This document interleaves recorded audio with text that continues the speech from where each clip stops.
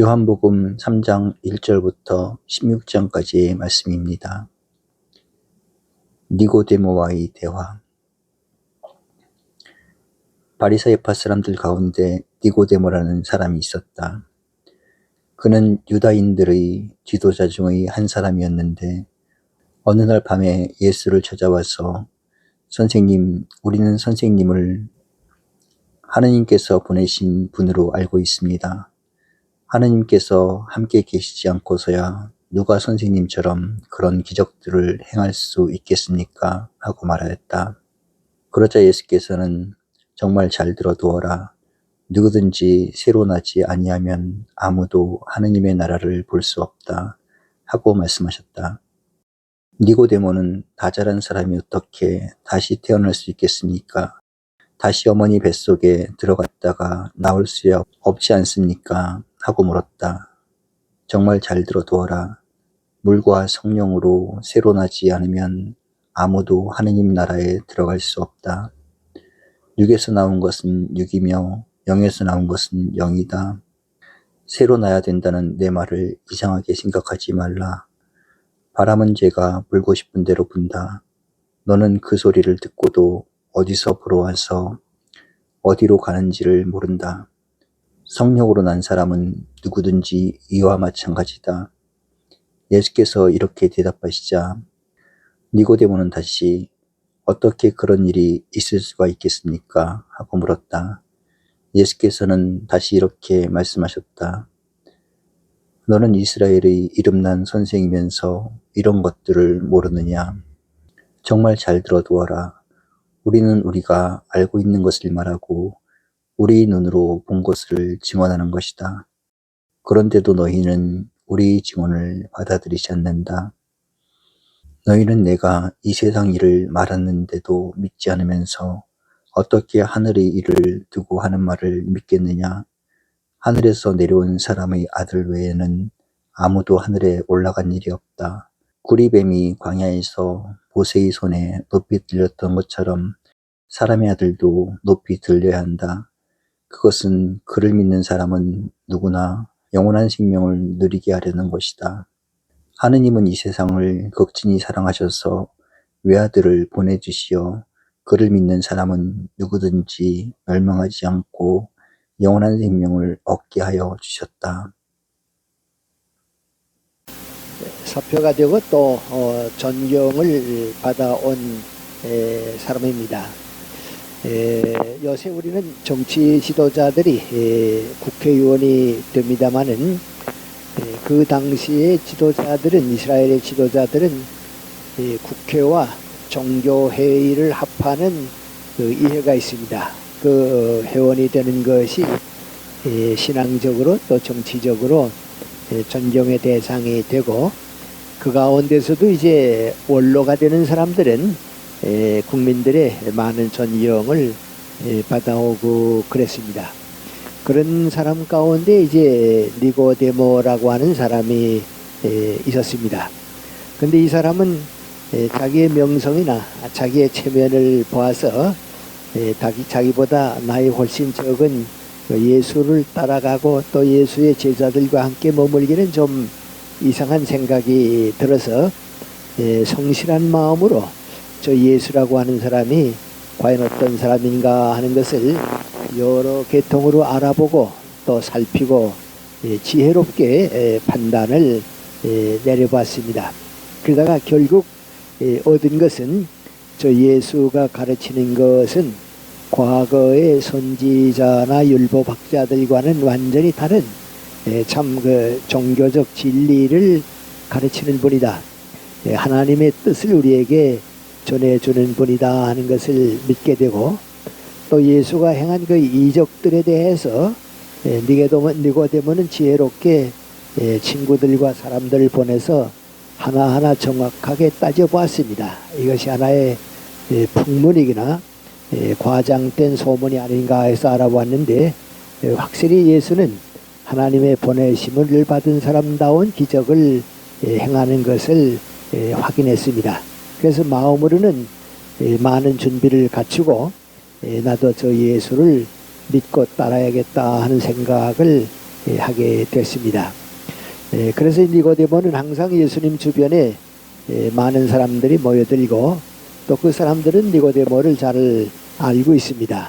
그래서 어떤 때 그 요새식으로 말하면 비서 같은 일을 통해 가지고 좀 조용한 밤 시간에 다른 사람들이 많이 모이지 않는 시간에 예수를 만나기 위해서 면담을 청하게 됩니다. 그래서 이제 예수님을 만나게 됩니다. 그때 니고데모는 이스라엘 사람들이 다 같이 가지고 있는 인생과 종교적 질문을 예수님한테 합니다. 그리고 저는 선생님의 말씀과 하시는 일이 하느님께서 보내신 분이라고 하는 것을 믿고 있습니다.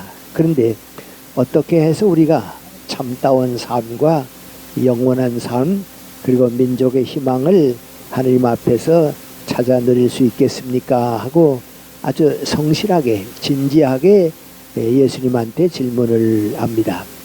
이 질문과 대답은 짧은 시간 안에 간단하게 이루어지는 것 같지만은 평생을 통한 성실한 그 의문과 대답이 됩니다.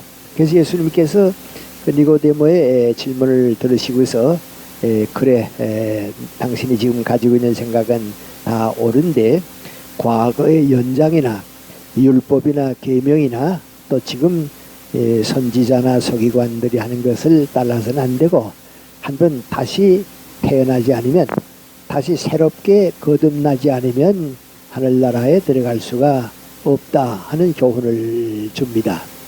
니고데모는 너무 뜻밖의 일이기 때문에 좀 가까운 질문을 꺼냅니다. 선생님, 어린애는 새롭게 태어날 수 있지만은 우리 어른들이 다시 어머니 태에 갔다가 태어날 수도 없는데 어떻게 그런 말씀을 하십니까?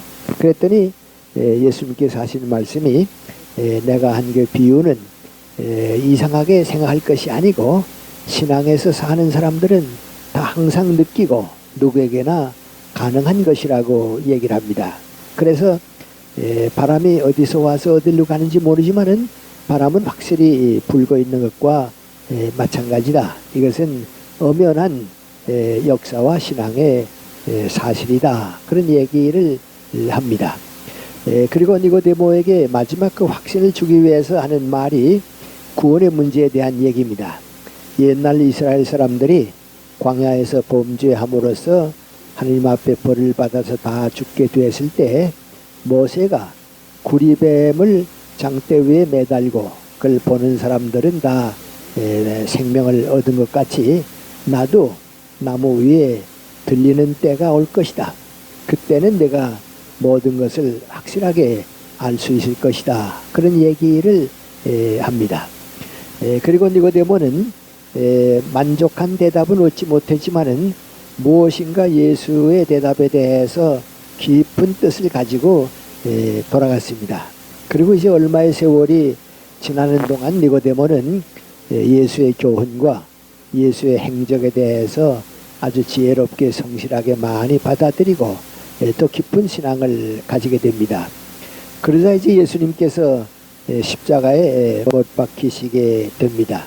그때 니고데모는 생각하기를 내가 밤에 찾아가서 예수에게 물어봤을 때 모세가 광야에서 뱀을 든 것 같이 나도 나무에 들릴 것이다 하는 말씀을 하시더니 당신이 십자가에 돌아가실 것을 나한테 얘기했구나 말이죠. 당신의 죽음을 나한테 약속하고 보여주었구나. 그래서 이제 예수님이 세상을 떠난 날 저녁에 아리마대 요셉이라고 하는 사람과 함께 가서 장례를 지나게 됩니다. 아리마대 요셉은 자기가 쓰려고 가정묘지를 준비했는데 이제 거기에 예수님을 모시게 되고 니고데모는 아주 소중한 그 향유를 그 관례에 따라서 준비해 가지고 가서 예수님의 시신에 바르고 장례를 지나게 됩니다. 그때 니고데모는 예수의 십자가를 보고 친히 말씀해 주신 걸 받아들이고 새로운 삶, 종교적인 참뜻을 깨닫게 됩니다. 예수님께서 오늘 우리에게도 하시는 말씀이 너희는 크리스찬이 된다고 하는 것, 신앙을 가진다고 하는 것은 새롭게 태어나는 것이다. 우리 한문으로는 중생이라고 하는 말을 쓰기도 하고 또 우리 말로는 거듭 태어나야 한다. 한번 우리 육신이 이 세상에서 태어난 것 같이 우리 영적으로 새로 태어나지 않으면 안 된다. 그런 교훈을 우리에게 주십니다. 그런데 그것이 과연 가능한가? 또 어떻게 가능한가? 그런 문제는 사람 따라 다 같지 않습니다.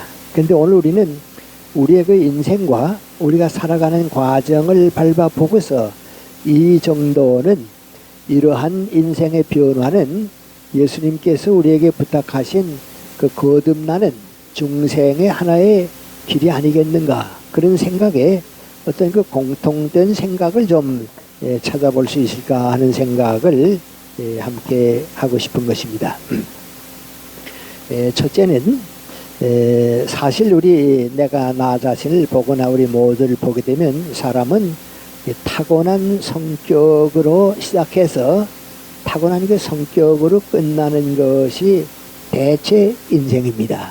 이 타고난 성격을 참 어떻게 할 수가 없습니다. 저도 젊은 그 제자들이 결혼하게 될 때 성격이야 뭐 어떻게 사는 동안에 바꿀 수 있겠지, 남자는 여자를, 여자는 남편을 그렇게 생각하는데 그건 불가능합니다. 성격을 바꾼다고 하는 것은 그건 불가능합니다. 그것은 예를 들어 말하면 우리 신체가 타고난 조건을 우리는 바꾸지를 못합니다. 키가 작은 사람들은 키가 좀 커지기 위해서 무척 노력해 봅니다만은 키를 크게 할 수는 없습니다. 한번 내 손녀들이 집에 와서 무슨 얘기를 하다가 그 애들이 이제 농담 삼아 하는 말입니다. 할아버지는 옛날 결혼하셨으니까 그렇지 요새 같으면 키가 작아서 누구도 아마 결혼 안 할 거라고 말이죠. 그래서 웃었습니다. 그렇게 키가 작은 사람들은 평생 동안 내가 좀 키가 커 보았으면 좋겠다 하지만 그건 안 됩니다. 우리 김영삼 대통령이 키가 좀 작으니까 답답해서 구두창을 높이 신고 다녔다고 얘기는 있습니다만은 키가 커지는 것은 아닙니다. 또 이 신체적인 특성도 우린 바꾸지 못합니다. 한번 태어났으면 그대로 일생을 살지 바꾸질 못합니다. 또 우리의 체질이 그렇습니다. 이 체질은 타고난 그대로지 바꾸지 못합니다. 혈액형도 한번 태어났으면 그것이지 그걸 바꾸지는 못합니다. 그래 요새 우리 건강에 대해서도 많이 얘기하는데 역시 건강의 대부분은 유전이라고들 보고 있습니다. 유전인자가 어떠냐 하는 데 따라서 많이 좋아지고 있습니다. 심지어는 무슨 혈압이 높다 낮다 하는 것도 유전입니다. 당뇨병에 심하게 걸리고 걸리지 않은 것도 유전입니다. 요새는 암에 대한 가능성도 환경과 유전은 비슷하다고 얘기하고 있습니다. 이런 그 신체의 조건을 좀 바꾸기 위해서 성형수술이 요새 많이 이루어지고 있습니다만은 한계가 있습니다. 그것으로 내 신체의 타고난 조건을 바꾸지는 못합니다. 또 우리 그 정신적 지능의 문제도 그렇습니다. 이건 미안하지만은 많은 학생들을 키워보게 되면 정말 우수한 학생들이 있습니다. 나는 평생을 교단에 섰습니다. 그런데 학생들 이렇게 가르치면서도 저놈은 나보다 참 머리가 좋다 말이요. 난 뭐 저만 못했는데 아주 내 제자인데도 무척 부럽습니다. 그런 제자들이 있습니다. 지금도 중고등학교에 교편 잡고 있을 때 몇 사람을 봅니다만은 우리 이광수 선생의 아드님인 이영근 박사 같은 이는 참 우수했습니다. 웬만해가지고선 따라가지 못합니다. 그 이영근 박사가 피아노도 아주 잘 쳤습니다. 그건 타고난 그 소질입니다. 미국 가서 교수하는 방창모 씨라고 있었는데 서울대학 입학시험 측에 한 반년 전에 제2외국을 뭐 하나 해야겠는데 하다가 불어를 아마 선택할 걸로 합니다. 8년 동안 불어 선택해가지고 아주 거뜬하게 서울대학에 입학했습니다. 많은 사람들이 노력한다고 해서 그렇게 되지는 못합니다. 타고난 아주 수재라고 할까요? 천분을 타고난 이가 있습니다.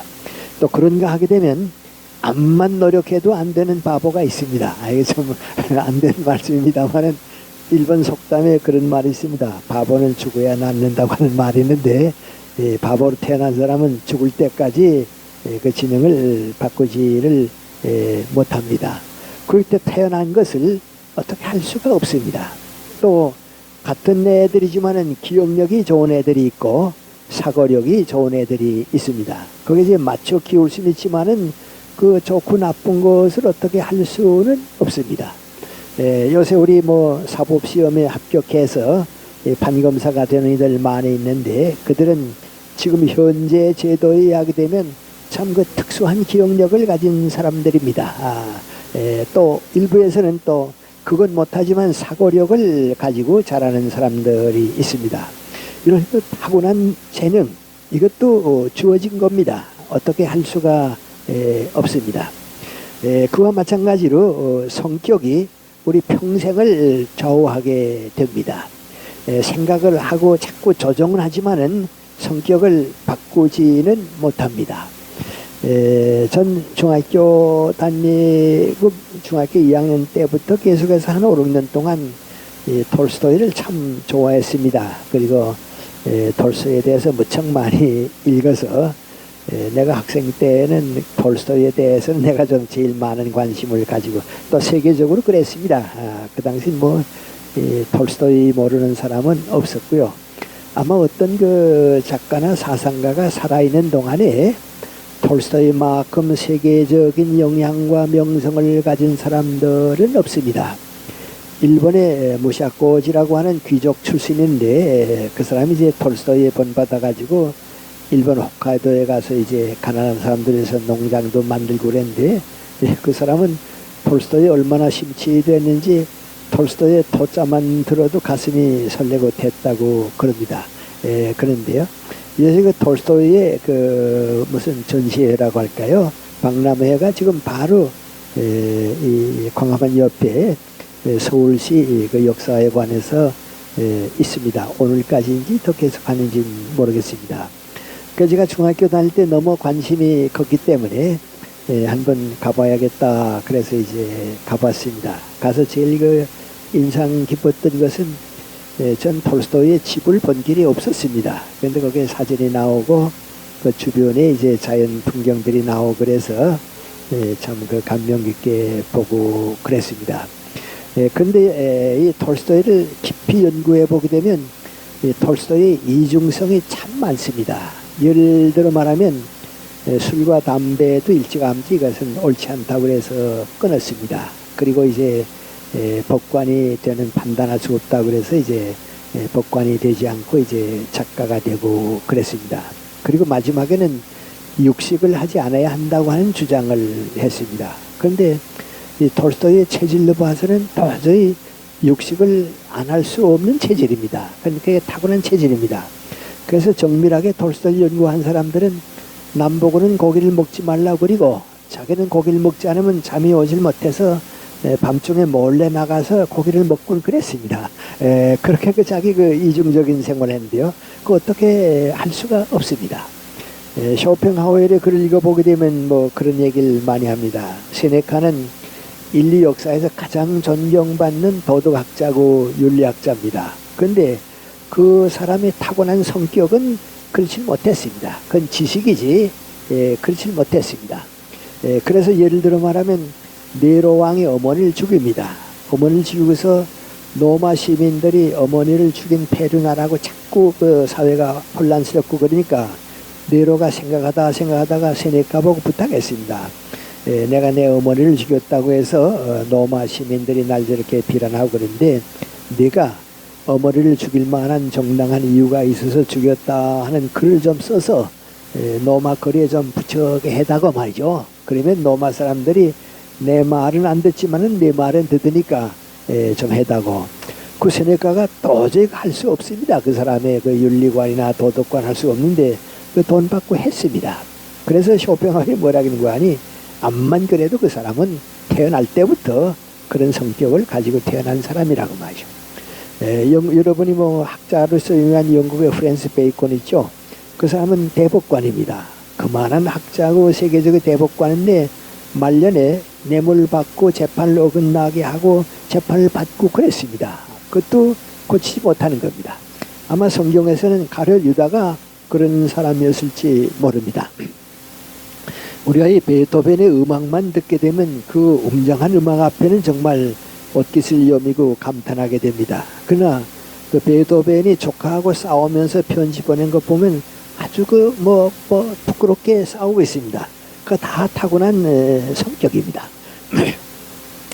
우리 수학의 미적분이라고 하는 게 있죠. 그 미적분을 누가 제일 먼저 발견했느냐 하는 거 이제 논란이 되고 있는데, 어떤 사람은 영국의 뉴턴이 먼저 발견했다. 그리고 어떤 사람은 독일의 라이프니츠가 먼저 발견했다. 그래서 양분이 됩니다. 뉴턴이다, 라이프니츠다 그랬는데, 이 뉴턴이 라이프니츠가 아니고 내가 먼저 발견한 것을 라이프니츠가 후에 따라와서 모방한 것이다 하는 무슨 이렇게 문헌 비슷한 걸 만들었습니다. 그래서 얼마 동안은 뉴턴이 그 업적을 가진 사람이다 하고 있었는데, 후에 자꾸 조사를 해보니까 그렇진 않습니다. 오히려 뉴턴이 그 명성을 가로채기 위해서 거짓말을 했다고 하는 게 드러났습니다. 그래서 지금은 어떻게 되는 거 아니, 그 미적분은 뉴턴과 라이프니츠가 동시에 했다 그러고 있습니다. 또 여러분이 지금 이렇게 불란서 혁명 같은데 잔자코 루소를 많이 아는데, 이 사람은 거의 병적입니다. 천재는 천재인데 병적인 건 또 병적인 겁니다. 그 말년에 루소가 이제 산책을 나가면 그를 존경하는 사람들이 이제 따라가고 그랬는데 아주 병적으로 숨어버리고 그랬습니다. 그래서 이건 성격은 어떻게 할 수가 없습니다. 노력하게 되면 조금은 누를 수는 있지만은 바꾸지는 못합니다. 예수님께서 누가 염려함으로 키를 더 클 수 있게 하겠느냐 하는 것과 마찬가지로 누가 염려함으로써 자기 성격을 바꾸겠느냐 말이죠. 다시 말하면 이 성격은 운명적입니다. 다시 태어나지는 못하는 겁니다. 이제 그런 성격을 가지고 다 태어났는데 예수님께서 거듭나지 않으면 안 된다 그러면 그건 불가능합니다. 우리는 그걸 다시 어머니 뱃속에 들어갔다 나올 수 없지 않습니까 하는 니고데모의 말이 옳습니다. 전 요사에는 그런 시간을 많이 안 가집니다. 과거 이제 그 기업체 같은데 좀 많이 가게 되는데요. 이 중소기업을 하는 사람들이 신입사원을 뽑습니다. 그런데 그건 중소기업만 아닙니다. 학교도 그렇습니다. 내 가까운 친구 한 사람이 그 당시 이제 중고등학교 교장으로 있었는데, 새로운 선생을 이제 채용을 합니다. 채용할 때 몇 가지를 이제 물어보는데 꼭 어떻게 물어보는 거 아니, 그 청소년기에 어떻게 자랐느냐 그 물어봅니다. 양부모 밑에 자랐느냐 혹은 무슨 의부나 의모 밑에서 이제 자라지 않았냐 그런 거 자꾸 물어봅니다. 내가 그래 좀 다 대학 나오고 이제 선생이 되려고 하는 사람들인데 그건 왜 물어보느냐 그러면 그렇지 않습니다. 평상시에는 모릅니다. 학교에 무슨 일이 생기거나 전 주변에 중대한 일이 생기게 되면 어렸을 때 바르게 자라지 못한 사람들이 반드시 트러블 만듭니다. 그건 틀림없습니다. 그래서 청소년기에 어떻게 자랐느냐 하는 거 보지 않으면 일생을 같이 하지 못합니다. 그렇습니다. 근데 이제 중소기업을 하는 사람들이 또 그렇습니다. 경험이 많은 사장들은 그 젊은 사원들을 뽑을 때 성실하게 자랐는가, 바르게 자랐는가, 정직하게 자랐는가 꼭 묻습니다. 왜냐하면 그 때가 오게 되면 그게 나타나니까 그렇습니다. 저도 이제 그걸 겪었는데요.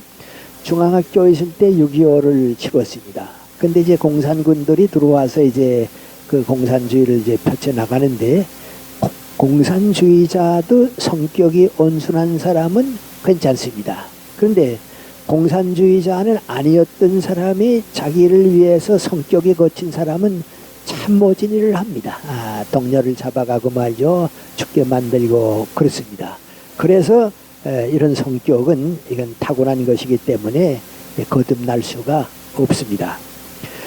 그 다음에 둘째로 이제 우리가 인생을 쭉 살아보게 되면 또 하나 대단히 어려운 문제가 있는데, 이게 다 남의 문제가 아닙니다. 우리 자신의 문제를 꺼내는 겁니다. 그것은 이 청소년 기간에 가지고 있던 그 고정관념이 일생을 좌우한다고 하는 생각입니다. 이 청소년 기간 동안에 어떤 사상과 어떤 가치관을 가지고 자랐느냐 하는 것이 그 사람의 일생을 좌우합니다. 참 그렇게 두려운가 하는 생각을 할 수 있을 정도로 그렇습니다. 그리고 이제 여러분이 잘 아시는 지도자들을 봐도 우리가 잘 압니다. 뭐 직장에서 윗사람을 본다든지 우리 모든 사람의 지도자로 나타난 사람, 무슨 대통령이라든지 그 지도자를 가만 보게 되면 역시 청소년 때 가졌던 그 사상, 가치관, 그거이 변하지 않습니다. 그 일생을 지배하게 됩니다. 그리고 또 가까운 친구들을 이게 정신적으로, 사상적으로 보게 되면 역시 그렇게 자랐기 때문에 그 길을 가는구나, 그 길밖에는 할 수가 없구나, 그렇습니다. 그래서 한 사람이 한 가지씩의 사상을 가지고 살게 되어 있습니다. 그게 참 그렇습니다. 아마 우리 기독교 사상계의 가장 대표적인 윤리적 지도자는 미국의 라이놀드 니버입니다. 아메리카의 예언자라고까지 그랬고 그렇습니다. 참 그 대단히 훌륭한 사람입니다. 제가 그분을 이따만큼 소개합니다마는 62년 봄학기에 하버드 대학에 한 학기 머물게 됐습니다. 그때 내가 그 미국 국무성에 초청해서 하버드 대학에 간 데는 철학과도 있지만은 거기에 이제 폴 틸리히가 있었고, 라이널드 니버가 이제 그 학기에 초청을 받아와서 강의를 하고 있어서 세계적인 두 신학자가 다 하버드에 있었습니다. 그래 이제 한 학기 동안 이제 그 양쪽 강의를 쭉 다 들어보는데, 지금 그 니버가 하던 얘기 가운데 이런 얘기를 아직도 기억하고 있습니다. 그 사람 참 그 역사적인 예언자라고 부르고 있는데, 그 학생들이 하는 말입니다. 우리 미국이 자본주의로 성공해서 지금 세계 어떤 나라보다도 경제적 부를 쌓아올리고 있다고, 그리고 아마 10년 이상은 더 갈 거라고. 그래 미국이 이제 부자 나라가 되는데, 여러분 선배들이 그 쌓아올린 부를 아메리카를 위해서 우리가 가지겠다 하게 되면 그건 끝난다 말이죠. 아메리카를 위해서 우리가 가지겠다 하면 끝나고, 그 부를 여러분이 물려받은 다음에는 세계 가난한 나라를 위해서 자꾸 보내라고 말이죠. 아프리카나 아시아나 가난한 나라를 위해서 자꾸 보내라고. 그래서 그 가난한 나라들이 아메리카의 부력을 가지고 성장하게 되면 미국은 더 잘한다고 말이죠. 그리고 세계를 지도하게 된다고. 그러니까 부는 절대로 개인이나 민족이나 가지려고 하지 말고 주라 말이죠. 주는 사람이 이긴다. 난 그때 그 얘기를 듣고서 저런 지도자 밑에서 자라는 아메리카 젊은이들은 참 행복하다, 그런 생각을 했습니다. 근데 그렇게 가르치는 그 니버도 뭐라고 얘기하는 거 아니? 민주주의의 발전을 위해서는 한 지도자가 그 사상을 바꾸어 달라, 그건 안 된다 말이죠. 사람을 바꿔야 한다고 하는 겁니다. 아주 참 놀라운 일입니다. 그 사람을 바꿔야지 그 사람의 생각을 바꿀 수 있으리라고 믿는 것은 민주주의가 후퇴한다 그랬습니다. 이건 어떻게 생각하게 되면 참 가슴 아픈 일이지만은 그 니버의 관찰이 옳았는지 모릅니다. 이제 우리가 가만 보게 되면 우리 지도자들도 그렇습니다. 이승만 대통령은 미국 프린스턴 대학에 가서 민주주의를 제일 많이 공부한 사람이고, 그걸로 박사학위를 얻고 그런 민주주의의 초창기 지도자입니다. 그런데 이승만 박사가 대통령이 돼서 하늘 가만 보게 되면 구한말 시대 그대로입니다. 그 미국의 민주주의는 없습니다. 그건 지식이고, 그 사람은 그 뿌리가 구한말 시대 그대로입니다. 그 어떻게 하지를 못합니다. 장면 씨하고 박정희 씨하고를 비교해 보면 장면 씨는 절대로 박정희 대통령이 한 걸 못합니다.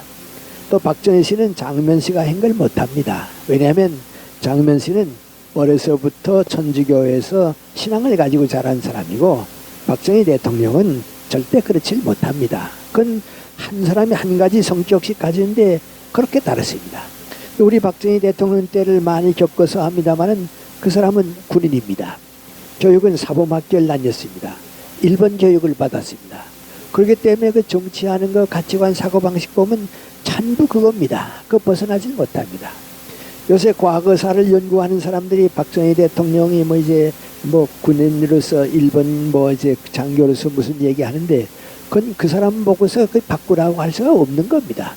그 안에서 무슨 일을 했느냐 하는 걸 물어봐야지.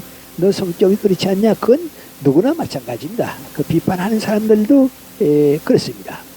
또 김대중 대통령도 그렇습니다. 이건 제 평이니까 맞는지는 모르겠습니다만은 김대중 대통령은 정치적으로 상당히 유능한 사람입니다. 아마 우리나라 대통령 가운데서 제일 유능한 사람이었을지 모릅니다. 그런데 그 사람은 대단히 이중성을 가진 사람입니다. 거의 평생 그렇게 살았기 때문에 어떻게 할 수가 없습니다. 그 당신 마다들 같은 이들이나 뭐 자제들 같은 뭐 이제 국회의원 시키고 이제 정계 내보내는 거 보면 그건 장면씨 같으면 전혀 그런 거 안 합니다. 박정희 씨도 그건 안 합니다. 근데 김대중 씨는 그거 합니다. 그래서 그렇습니다. 하고 뭐 이런 얘기는 내가 요청하는 거니까 뭐 누구나 그러라고 하는 건 아닙니다만 김대중 씨가 우리나라의 대통령 때 제일 중요한 건 민구안이 가난한 사람에게 경제적 혜택을 주자고 하는 뭐 선한 의미의 그 사회주의 정책을 앞세웠습니다.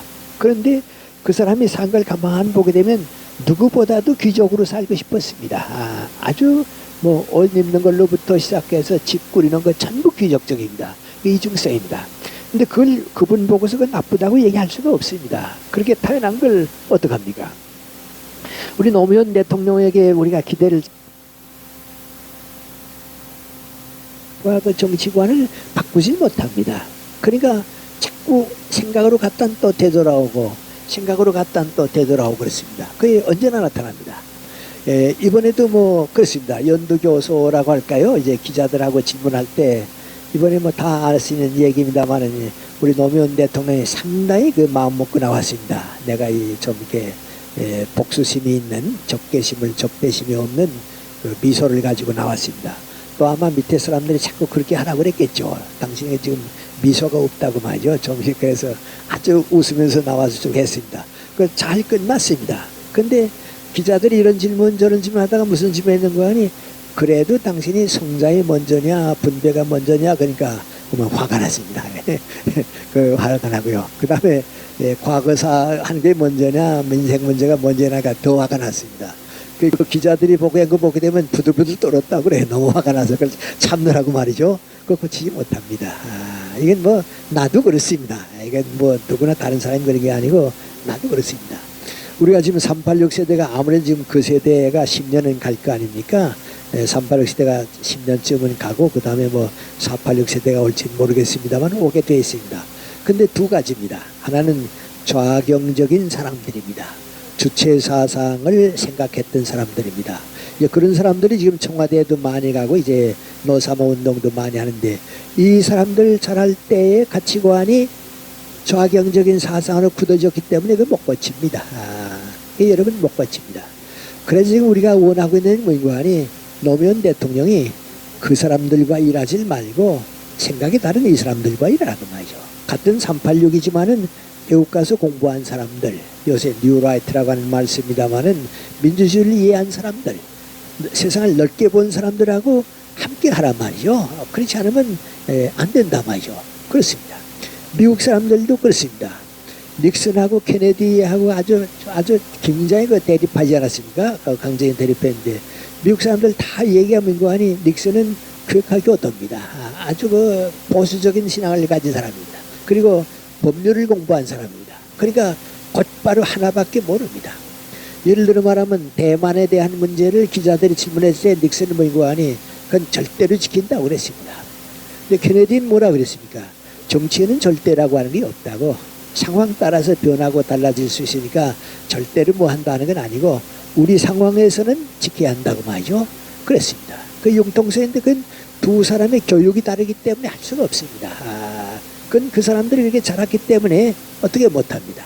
지금 부시 대통령하고 클린턴하고가 그렇습니다. 부시는 부시의 그 가치관이 좀 보수적이고 신앙적이고 남쪽의 그 보수적인 신앙으로 자란 사람입니다.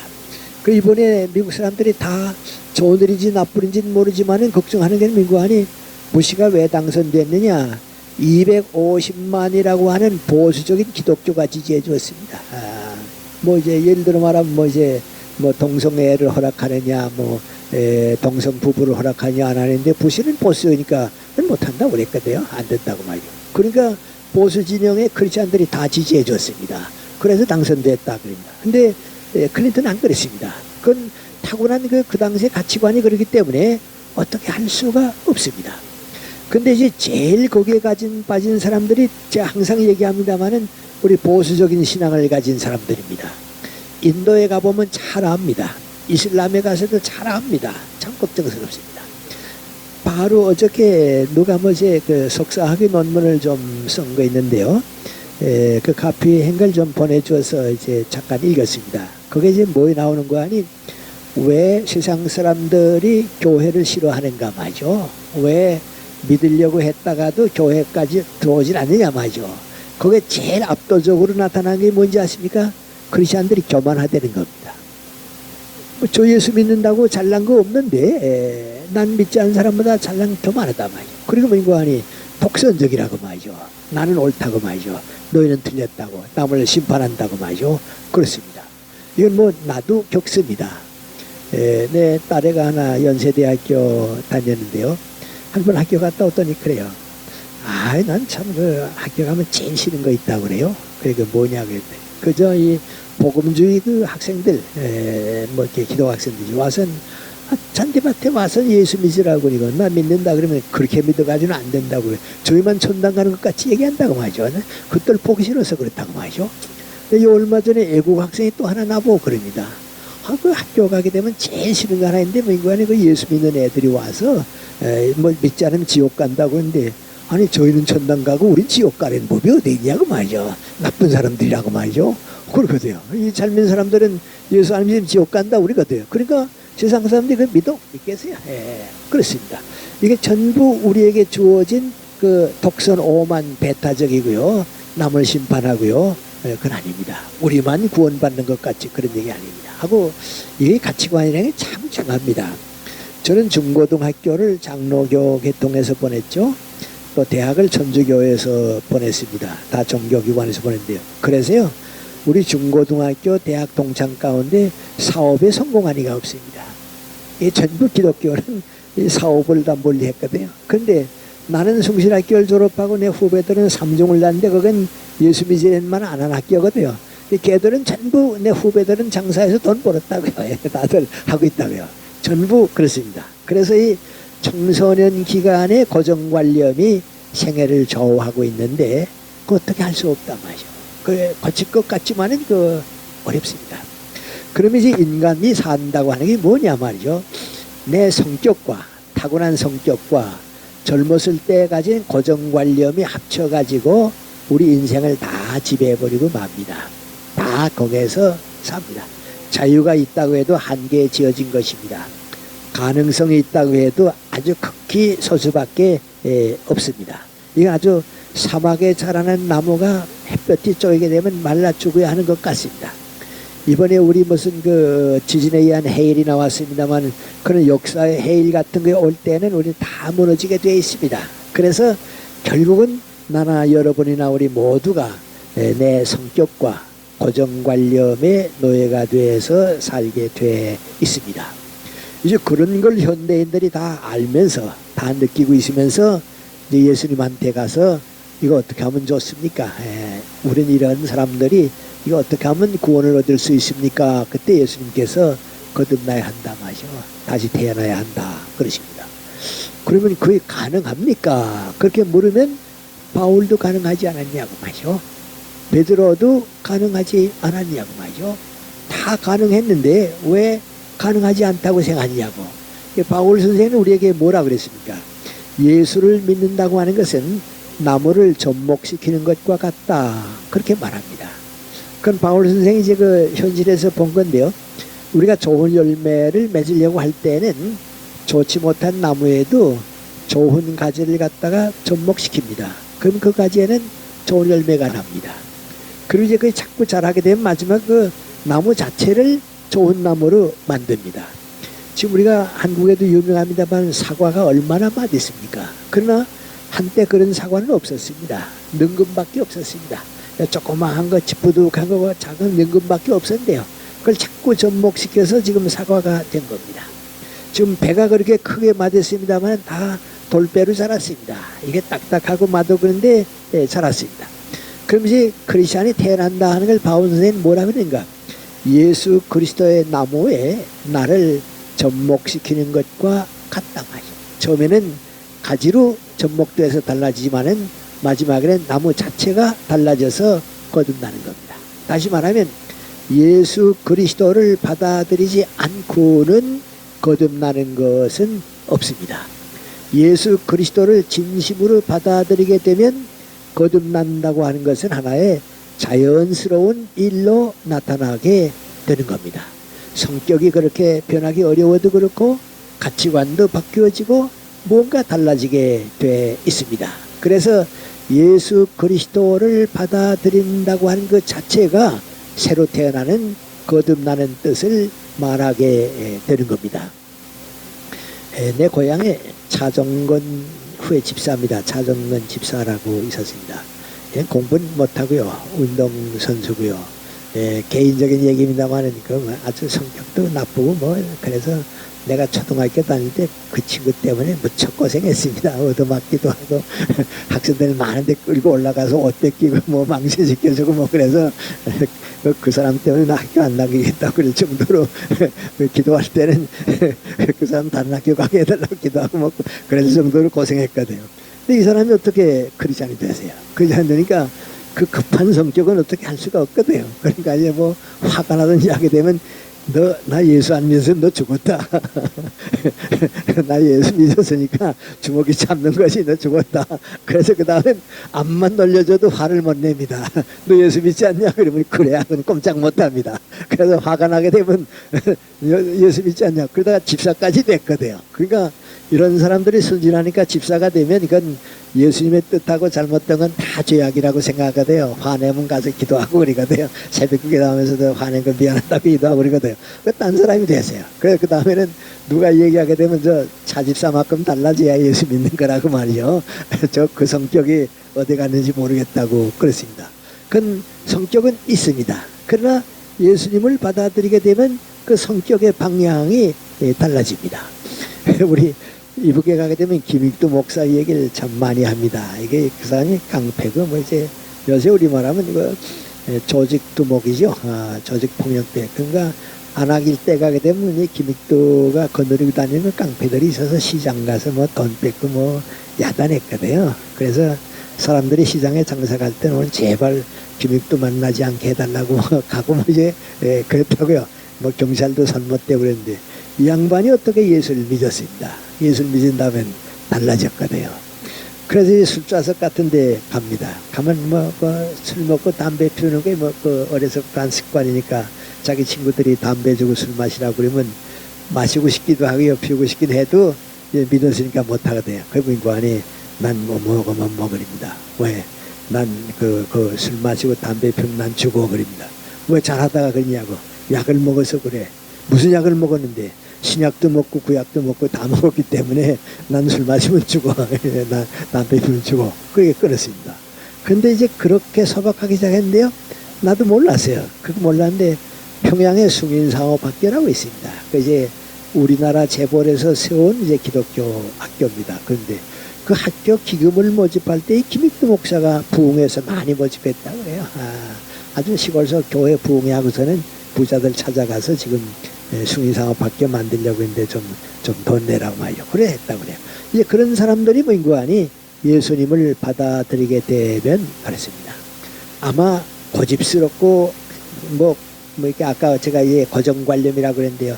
제일 고정관념의 노예가 됐던 사람이 누구하니 바울 사도입니다. 그거 못 보십니다. 그래서 크리스천들 잡아 죽이고요. 이렇게 또 사람들 전부 박해하고 예수 믿는 사람들 잡아 죽이려고 하지 않았어요? 스데반을 때려 죽일 때는 자기가 법적 증인이 되어가지고 죽이고 그랬거든요. 근데 그 바울 사도가 예수 그리스도를 받아들인 다음에는 그 완고함, 그 고집 없어졌습니다. 마지막에는 그렇게 부드럽고 누구에게든지 받아들이고 사랑에 넘치는 생활을 했습니다. 그거 이제 거듭나는 겁니다. 또 우리 베드로가 그렇습니다. 그 성급해서 못 참는 사람입니다. 근데 마지막에 스승이 되고 예수님의 제자가 된 다음에는 제자들에게 뭐라 그럽니까? 화내지 말라고 말이죠. 화내는 건 모든 악의 뿌리라고 말이죠. 예수님 받아들이고 달라졌습니다. 우리 교회사에서 보는 성 프란시스코는 항상 예수님을 따라가는 동안에 자꾸 자기가 변합니다.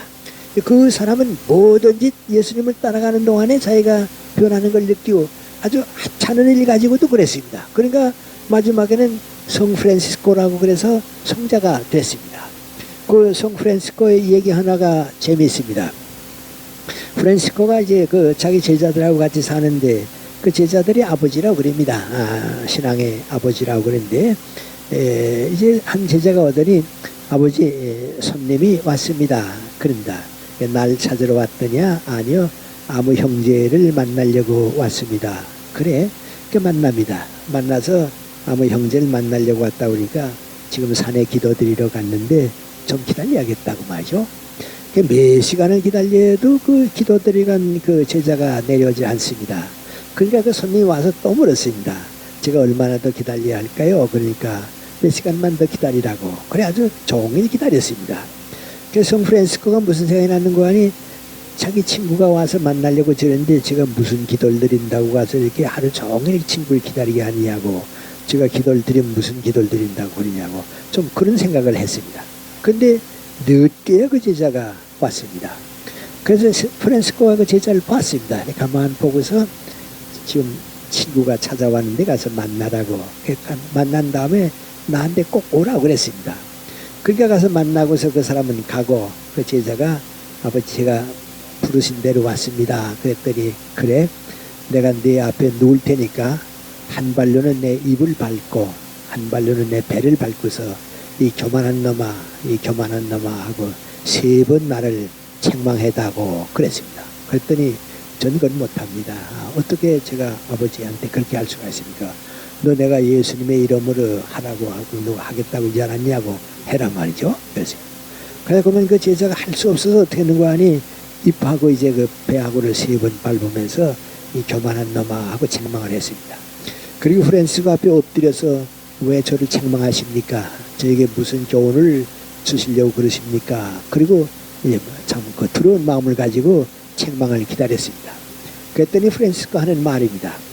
내 친구가 당신 친구가 널 찾아왔을 때 내가 마음속에 제가 무슨 기도를 드리려고 이렇게 친구를 오래 기다리게 하나 하고서 교만한 생각을 가졌는데 내가 기도를 드리고 끝내고 내려오는 내 얼굴 모습을 보니까 그동안 그리스도와 함께 있었다고, 내 얼굴 표정을 보니까 그리스도와 함께 있었다고, 그 내가 얼마나 너에게 대해서 교만스럽게 잘못되는가 하는 것을 고쳐야 하기 때문에 내가 그 벌을 청해서 받은 것이다. 그러니까 편안한 마음으로 돌아가라고 그랬습니다. 그 아우구스티누스나 프란시스 같은 이 보면 항상 예수님을 따라가고 또 따라가고 하니까 자기 성격과 자기 고정관념이 자꾸 버려지게 됩니다. 그래서 새로 태어나게 된 겁니다. 그 다음에 우리가 새로 태어난다 하는 것은 사랑의 대상과 목적이 달라지는 겁니다. 이 사람은 무엇을 사랑하는가에 따라서 달라집니다. 돈을 사랑하는 사람은 욕심스럽게 돈으로 갈 수밖에 없습니다. 학문을 사랑하는 사람은 진리를 찾아갈 수밖에 없습니다. 이 사랑의 대상이 달라지면서 새로운 삶을 살게 되는 겁니다. 예를 들어 말하면 정말 애국심을 가진 사람들은 여러분이 만나보세요. 만나보게 되면 내가 나라를 위해서 이런 일을 했다 하는 얘기 한마디도 안 합니다. 다 장사꾼들이 하고 정치가들이 하지 정말 애국자는 그거 안 합니다. 난 도산 선생이 내가 애국자라고 얘기하는 거 들어보지 못했습니다. 고당 조만식 선생이 그런 얘기하는 거 들어보지 못했습니다. 또 유일한 선생이 그런 얘기하는 거 들어보지 못했습니다. 인천 김성수 선생이 그런 얘기하는 거 들어보지 못했습니다. 근데 지금 요새 우리 주변에 국회의원들 나오는 거 보면 전부 난 애국자라고 그럽니다. 그건 사랑이 없는 사람이 애국심을 팔아먹게 되어 있습니다. 그래서 사랑의 대상이 달라지기 때문에 더 높고 영원한 것을 사랑하게 됩니다. 그것이 우리가 이상하게 불가능한 것 같지만은 거듭나는 길입니다. 그리고 마지막으로 한 가지 더 있는데 그것은 항상 예수님이 한쪽에 있고 또 옆에 내 이웃이 있습니다. 그러니까 우리가 산다고 하는 건 나하고 내 이웃하고만 사는 건 세상 사람들이 하는 일이고, 우리 목회자나 무슨 사회 지도자나 누구든지 크리스찬이 사는 건 인구하니 예수님하고 나하고 이웃하고 그렇게 삽니다.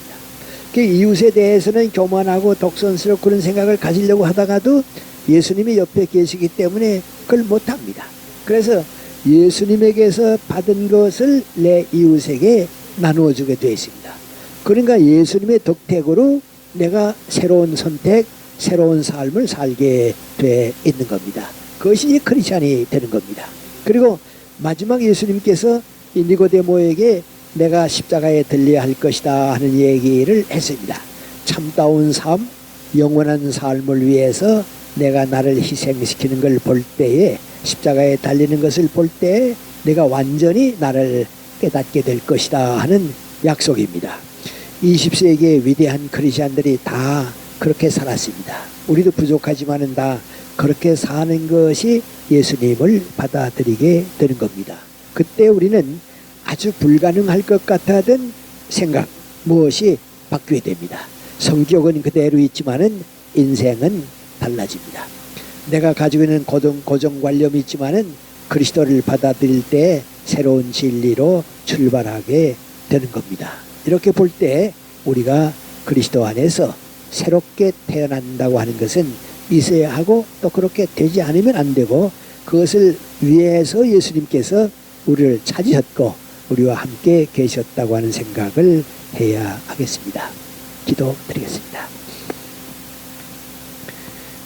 주님의 말씀을 들을 때마다 우리 마음의 그릇이 얼마나 더러워지고 있다고 하는 것을 항상 생각하게 됩니다. 주님의 말씀을 깨닫게 될 때마다 모든 것을 버려야 할 텐데 버리지 못하고 있는 저희들이 안타까운 생각을 하게 됩니다. 저희들은 다 주님께서 이 세상에 올 때 주신 성격을 가지고 있습니다. 그 성격을 그대로 나를 위해서 쓸 때 거듭나는 길이 없습니다. 그 성격 위에 주님께서 오실 때, 주님의 따뜻한 사랑이 머물 때 우린 그 성격을 멀리하면서 주님의 뜻을 따라서 주님의 삶을 따라갈 수 있다고 하는 것을 깨닫고 싶습니다. 또 그렇게 살아야 하겠습니다. 우리는 세상에서 나도 모르게 어떤 고정관념에 붙잡혀 있습니다. 예수를 믿는다고는 하지만 그걸 진리로 받아들이지 못하고 어떤 율법과 계명과 교리로 받아들이면서 거기에 붙잡혀서 진리를 멀리하는 때가 있었습니다. 이제 주님의 말씀을 우리가 받아들이게 될 때 우리의 생각, 우리의 가치관, 우리 인생의 목표가 그리스도와 하나가 될 것입니다. 그때 우리는 나도 모르게 새로 태어나게 될 것이고 새 인생을 맞이하게 될 것이고 앞으로는 우리 주님과 더불어 한평생을 살게 된다고 하는 사실을 다 체험하게 해주시고 그런 모범을 이웃들에게 볼 수 있게 도와주셔서 항상 주님 우리들 오른쪽에 계시고 우리 이웃들과 더불어 함께 살 때 주님의 뜻을 받아서 이웃에게 전하는 인생을 살게 해 주시옵소서. 예수님의 이름 받들어 기도 올려옵나이다. 아멘.